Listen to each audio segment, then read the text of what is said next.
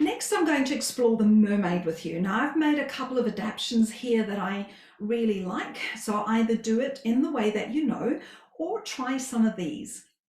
First of all, I find that when the arm is in this position, a lot of clients kind of flop their arm about and they end up lifting their shoulders too much to really get benefit of working into the rib cage here. So I have two solutions to this.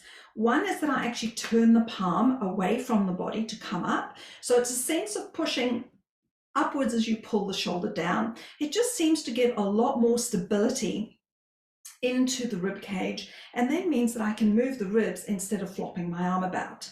The one that I probably like the most is thinking of holding around a ball and then putting that ball to your ear.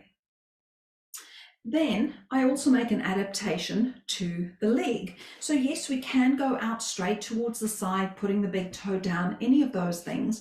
But if we really want to sort of open up the QL at the side of the body and maybe get a nice stretch through the front of the leg, I'm going to bend my knee and tuck my toes, keeping my knee directly underneath my hip.